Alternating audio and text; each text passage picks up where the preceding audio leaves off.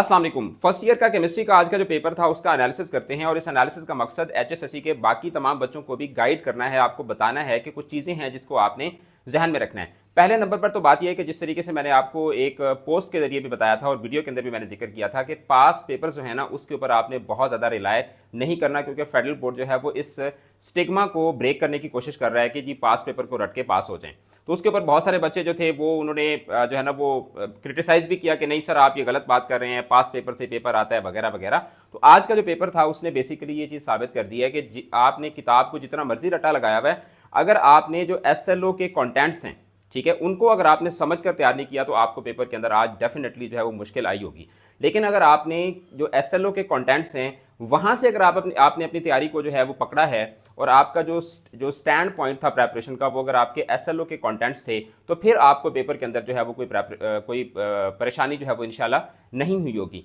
अब इसमें दो चीज़ें हैं, जब आप सिर्फ किताब से पढ़ रहे होते हैं कि किताब को आप पढ़ना उठाते हैं और आप उसको एक गो में आप उसको पढ़ते जा रहे होते हैं, तो उसमें बाज़ दफ़ा आप उन टॉपिक्स को भी तैयार कर लेते हैं जो कि पीबीए जो कि फॉर्मेटिव में आते हैं, समेटिव में आते ही नहीं है। यानी कि आप उन टॉपिक्स को भी पढ़ लेते हैं कि जो कि आपके पेपर के अंदर डायरेक्टली जो है वो इन्वॉल्व ही नहीं होते। दूसरे नंबर पर बात ये होती है कि किताब जब लिखी जाती है ना, तो किताब लिखते वक्त जो है वो एक बड़ी लंबी प्लानिंग करके, यानी कि 20-25 साल की प्लानिंग करके किताब जो है वो नॉर्मली जो है वो बनाई जाती है। यही वजह है कि किताब के अंदर बाज़ दफ़ा वो चीज़ें भी मौजूद होती हैं जो आपके एसएलओ के साथ डायरेक्टली उस तरीके से मैप नहीं कर रही होती। ठीक है, तो आपने क्या करना है, आपने जो फेडरल बोर्ड ने आपको जो फ्रेमवर्क दिया हुआ है, आपने उस फ्रेमवर्क के अंदर जो टॉपिक्स समेटिव असेसमेंट के तौर पर रिफ्लेक्टेड हैं, उन टॉपिक्स की जो स्टेटमेंट्स हैं उनको आपने समझना है। फिर आपने देखना है कि वो जो टॉपिक है वो नॉलेज लेवल पे है, अंडरस्टैंडिंग लेवल पे है या एप्लीकेशन लेवल पे है। फिर उसी एतबार से आपने उस टॉपिक को तैयार करना है। और आज का जो पेपर बना हुआ था वो सारा का सारा एसएलओज को मद्देनजर रखकर जो है वो बनाया गया था। इसके अलावा एक और बड़ी मजे की चीज़ है जो कि शायद आपने नोट की हो, लेकिन अगर आपने नोट नहीं की तो मैं आपको बता देता हूँ कि पहले क्या होता था कि जब एमसीक्यू का जो पेपर होता है उसके ऊपर जो स्टेटमेंट होती है क्वेश्चन नंबर 1 की, वो होती है कि आमतौर पर स्टेटमेंट यही होती है कि choose the correct option from the given options. लेकिन आज का जो केमिस्ट्री का पेपर था उसमें स्टेटमेंट इस तरह से लिखी हुई थी कि choose the correct option from the given options according to the curriculum.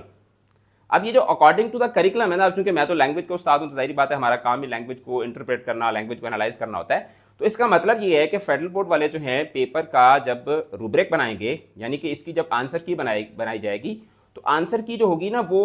आपने किस किताब से पढ़ा, ठीक है। एमडी कैट के लेवल पर भी ये रोला बनता है, ठीक है। जब 2024 में जब एमडी कैट हुआ था तो उसमें भी बच्चे जो है ना वो कुछ वैल्यूज को निकाल के ले आते थे कि इसका जो है ना वो पंजाब की बुक में ये आंसर लिखा हुआ है, नेशनल बुक फाउंडेशन की बुक में ये आंसर लिखा हुआ है। तो उन्होंने एमसीक्यूज के अंदर चूंकि ये ज्यादा रोला होता है तो उन्होंने ये वाला रोला भी खत्म कर दिया कि उन्होंने कहा कि जी अकॉर्डिंग टू द करिकुलम, कि करिकुलम के मुताबिक जो है वो इस सवाल का जो जवाब बनता है तो आप वो दें। तो इसलिए भाई आपने क्या करना है, आपने जो एसएलओज है ना, एसएलओज के मुताबिक आपने तैयारी करनी है, ताकि कहीं आप जो है वो चीज़ों को गलत एंगल से ना पढ़ते रहें। क्योंकि इस वक्त जो है वो टॉपिक को पढ़ना भी इंपॉर्टेंट है, लेकिन ये चीज़ भी बहुत ज़्यादा इंपॉर्टेंट है कि आप जिस टॉपिक को तैयार कर रहे हैं आप उसको किस एंगल से अप्रोच कर रहे हैं, ठीक है, और किस तरीके से, मतलब एक टॉपिक है, लेट्स सपोज सेंट्रीपिटल फोर्स है, सेंट्रीफ्यूगल फोर्स है, तो उसके अंदर आपने क्या पढ़ना है, उसको किस लेंथ तक आपने पढ़ना है और इस टॉपिक के ऊपर आपके पास कितना कंटेंट होना चाहिए, ये आपको एसएलओ बताता है। तो इसलिए आपने फेडरल बोर्ड के वेबसाइट के ऊपर एसएलओज उन्होंने गिवन हैं और रिपीटेडली उन्होंने अपनी ई कचहरीज के अंदर भी बताया कि हम पेपर जो है वो अपने एसएलओ से ही बनाएंगे। तो आज का पेपर जो था वो सारा का सारा किसी एक पर्टिकुलर किताब से नहीं बना हुआ था, बल्कि वो एसएलओज के अकॉर्डिंग बना हुआ था। इसलिए बाज़ बच्चों को पेपर जो था वो